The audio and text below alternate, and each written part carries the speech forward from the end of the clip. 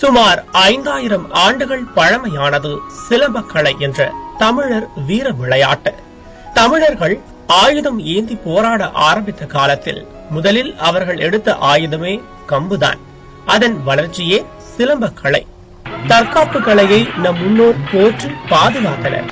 இன்றோ karate, kung fu போன்ற வெளிநாட்டு விளையாட்டுகளின் வரவால் சிலம்பம் என்ற வீர விளையாட்டு மெல்ல மெல்ல மறக்கடிக்கப்பட்டு வருகிறது.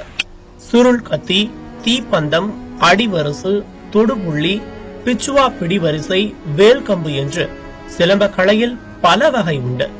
தமிழகத்தில் திருநெல்வேலி, தூத்துக்குடி, கன்னியாகுமரி மாவட்டங்களில் சில இடங்களில் காணப்படும் பாரம்பரிய விளையாட்டை புதுச்சேரியில் அழிந்துவிடாமல் அடுத்த தலைமுறையினருக்கு இலவசமாக கற்பித்து வருகிறார் கருணாகரன்.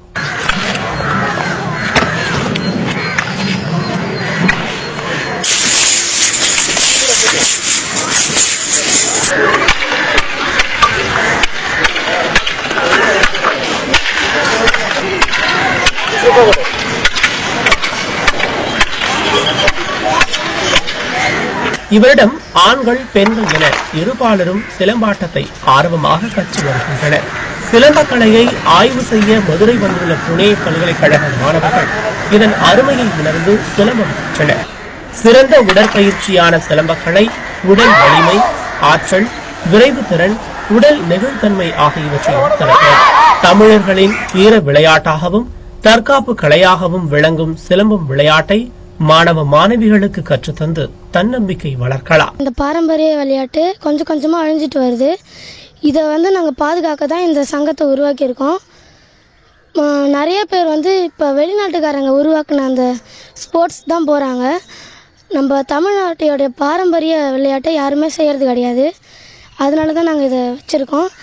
இதை செய்யும் போது எங்களுக்கு நல்லா ரொம்ப சந்தோஷமாக இருக்குது. இந்த கலை மிக அற்புதமான கலை, பழமையான கலையும் கூட. காலப்போக்கில் அந்த கலை மிகவும் குறைஞ்சின்னு வருது.